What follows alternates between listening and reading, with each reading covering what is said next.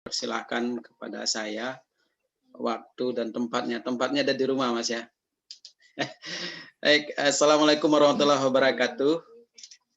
Yang Salam. saya hormati Bapak Dekan Fakultas Perikanan dan Ilmu Kelautan, Ibu Ketua Departemen Manajemen Sumber Daya Perairan, kemudian yang saya hormati Bapak-bapak, Ibu-ibu yang hari ini hadir dari berbagai lembaga, saya lihat dari kementerian, dari pusat riset, mahasiswa, dan yang lainnya dari LSM, NGO yang hari ini bergabung dengan kita di kegiatan pelatihan setengah hari tentang R. Selamat datang dan selamat bergabung di dalam kegiatan kita ini.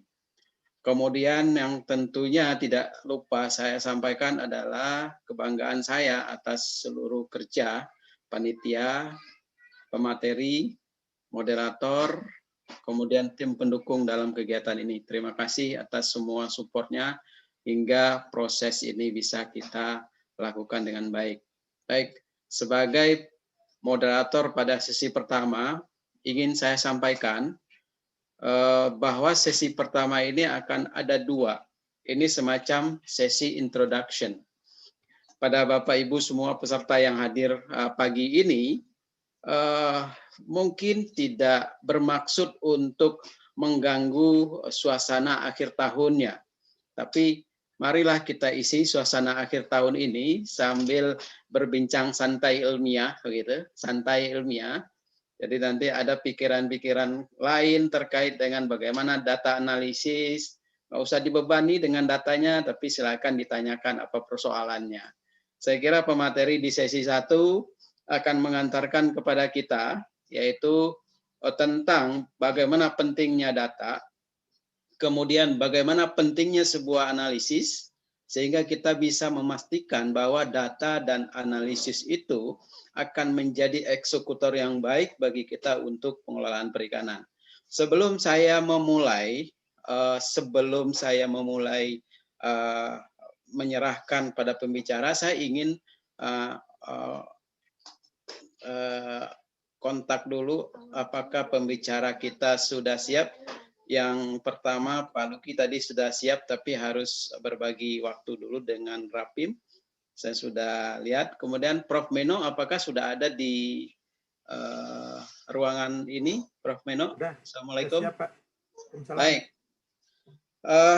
Baik Bapak Ibu yang saya banggakan, pagi ini kita akan menghadirkan dua pengantar dalam pelatihan pagi ini, yaitu Bapak Dr. Luki Adrianto dan Bapak Profesor Meno Fatriabur. Sebelum saya serahkan kepada Pak Meno untuk share dan pemaparannya ataupun tentang materinya, saya ingin bacakan sedikit biodata singkat tentang Profesor Meno Fatriabur.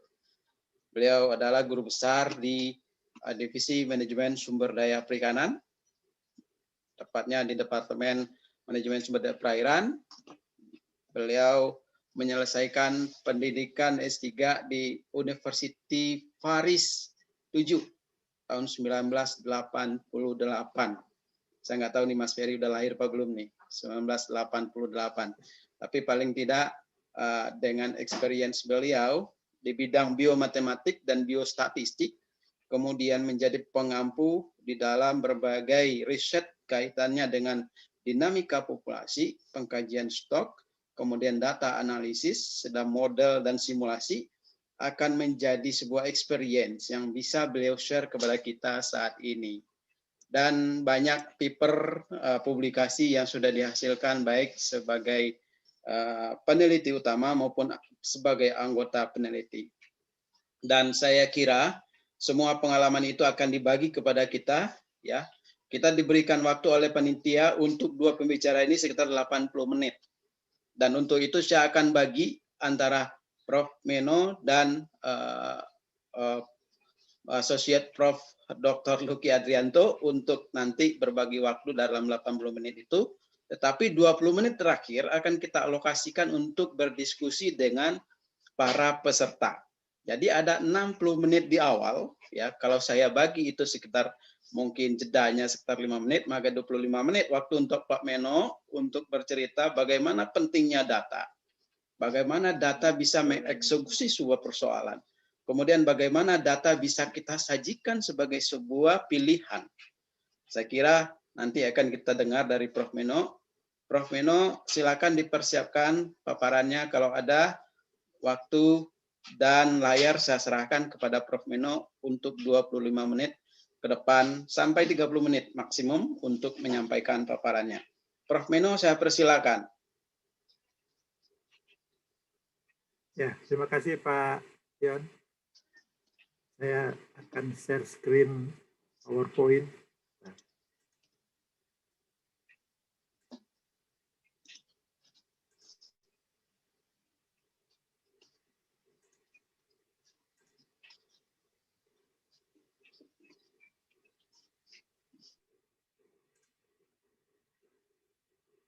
Baiklah, Bismillahirrahmanirrahim. Assalamualaikum warahmatullahi wabarakatuh. Waalaikumsalam. Suara saya terdengar jelas ya? Jelas, Pak. Jelas sekali, Pak. Ya. Alhamdulillah. Alhamdulillah. Karena setahu saya suara saya itu sering tidak terdengar sehingga hampir selalu kalau mengajar pakai pengeras suara. Baiklah, saya diminta masih pagi, Pak. Masih pagi. Oke. Baiklah, judul yang diberikan oleh panitia ini namanya Fisheries Data Science. Saya terjemahkan itu ke dalam bahasa Indonesia, bisa ilmu data perikanan, bisa sains data perikanan. Kita menggunakan kata sains ini sudah umum sejak lama, bahkan gelar S2 di IPB juga menggunakan istilah magister sains.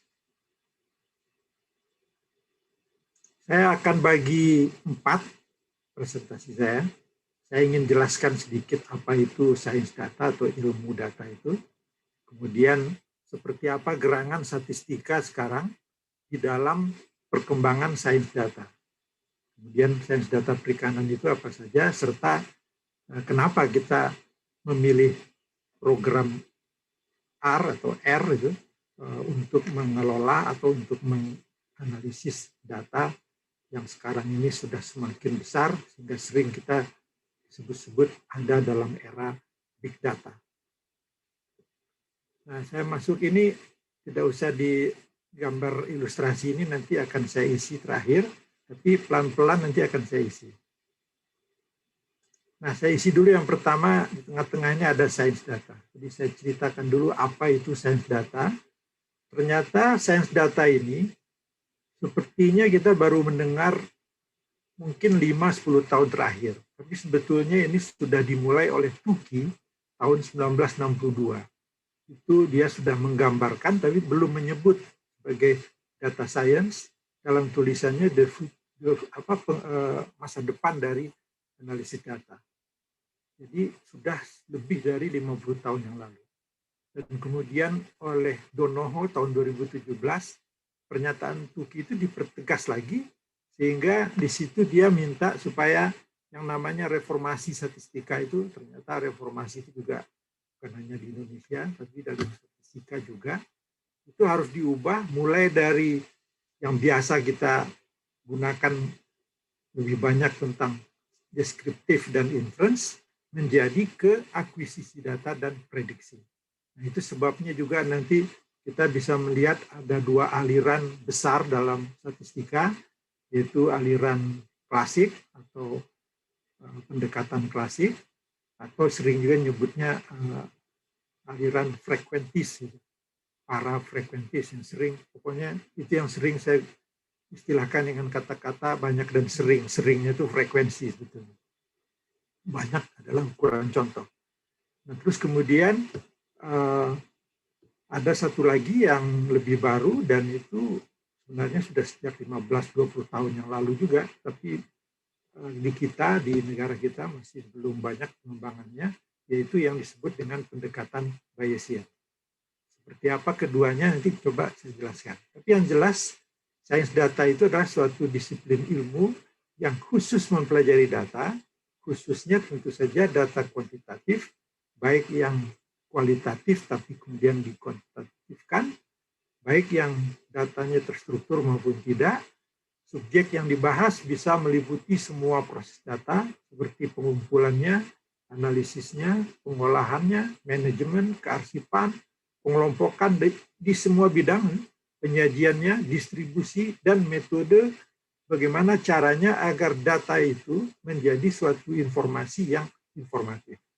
Sehingga orang tidak terlalu lama harus berpikir bahwa apa yang disajikan itu ternyata memberikan informasi dan bisa difahami secara seketika.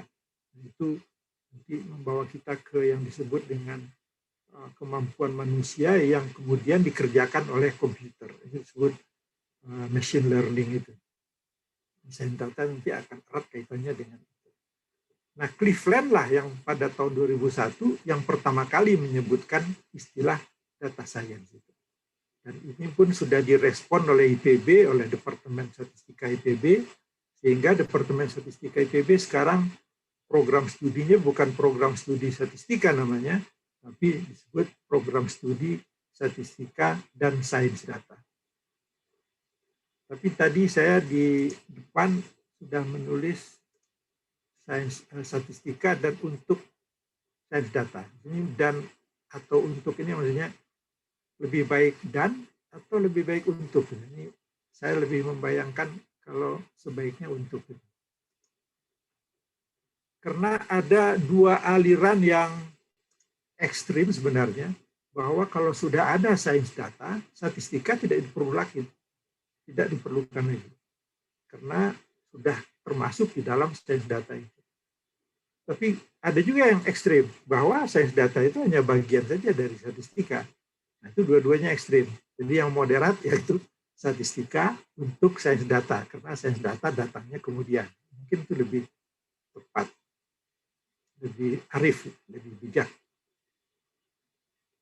Bahkan itu sebenarnya ada dulu perbedaan antara matematika dan statistika saja misalnya. Apa itu matematika, apa itu statistika? Kalau orang matematika menyebutkan bahwa statistika itu hanya bagian kecil saja dari matematika. Tapi saya masih ingat sekali Pak Andi Hakim Nasution almarhum mengatakan kalau batasan yang beliau sampaikan itu adalah bahwa statistika itu adalah matematika. Bahkan ada tambahannya di belakang, but more than that. Jadi lebih dari itu. Kenapa? Karena dalam statistika kita pelajari yang namanya ketidakpastian, pengacakan, error, dan sebagainya. Nah, sekarang kita lihat apa itu data. Data menurut perkembangannya ternyata sudah berkembang sangat pesat. Dulu masih bisa kita buat strukturnya dengan baik, karena belum banyak. Tapi sekarang ini sudah 80% itu akan terdiri dari data yang tidak terstruktur. Sehingga ini jadi sangat sulit di dunia untuk bisa diakses, untuk bisa diolah seketika. Jadi harus ada suatu upaya pemrosesan data yang lebih canggih, yang lebih mantap, karena datanya semakin banyak. Nah, ini sangat besar, apalagi setelah tahun 2010 ini. Itu sebabnya pada 10 tahun yang lalu muncul data science itu. Nah, dengan demikian, ini kita pada tahun 2015 rasanya sudah sering sekali menyebut-nyebut yang namanya big data. Jadi big data itu adalah kumpulan data yang lebih besar, tapi juga pasti lebih kompleks, terutama dari sumber data baru yang ada cirinya 3V itu sebutnya. Ada volume ini berarti dia sangat besar, ya, voluminous disebutnya. Kemudian dia datang dengan cepat, velocity, nggak terbendung, kita itu bisa diserbu oleh segala macam data, tapi kita baru saja menggunakan data satu, data yang ke-100 sudah datang, sehingga kita baru saja masuk ke data kedua, data ke-1000 sudah datang, jadi cepat sekali. Seperti virus itu datangnya. Dan oleh karena itu kita memerlukan yang namanya mesin yang bisa berpikir seperti manusia, kemampuannya tentu jauh lebih cepat dibandingkan kita. Dan kemudian data itu sendiri juga beragam. Jadi 3V itu dia sangat besar, datang dengan sangat cepat, dan sangat beragam. Kemudian ada tambahan lagi, ada 2V, ini cukup penting juga bahwa data itu juga harus bernilai dan memang bisa dipercaya. Jadi ada kejujuran di situ. Ini yang sering kita sebut bahwa data itu harus reliable. Jadi data itu harus dapat dipercaya. Ini yang kalau di negara kita ini terus terang masih sulit untuk diwujudkan karena antara data dengan keinginan itu memang sering terjadi gap, sering terjadi perbedaan, sehingga apa yang kita tampilkan sebagai data yang sudah diolah atau informasi, kadang-kadang informasinya jadi sulit untuk dipercaya. Padahal itu adalah bagian dari pentingnya mengelola big data. Jadi memang sebetulnya big data itu penting, tapi bukan dari banyaknya saja. Tapi tentu saja lebih pada apa yang dilakukan terhadap data tersebut. Nah, siapa yang melakukannya? Bagaimana melakukannya? Apa softwarenya? Apa mesin yang bisa mengolah data sebanyak itu? Nah, sedemikian sehingga memungkinkan ada biaya yang bisa dikurangi. Ini penting. Pengurangan waktu, karena perlu cepat kita. Pengembangan produk-produk baru itu kadang-kadang sangat diperlukan karena permintaan terus datang. Kemudian penawaran yang dioptimalkan, serta yang jauh lebih penting lagi, pengambilan keputusannya harus dilakukan secara cerdas. Nah, ini yang disebut dengan machine learning itu yang sering diungkapkan di mana-mana. Jadi dia merupakan bagian dari kecerdasan buatan atau artificial intelligence dan dikembangkan agar data yang kita olah itu betul-betul bisa dia pelajari dengan sebaik-baiknya, dengan secepat-cepatnya, sehingga kita bisa mendapatkan kesimpulan atau keputusan yang cerdas juga dalam waktu yang tidak terlalu lama.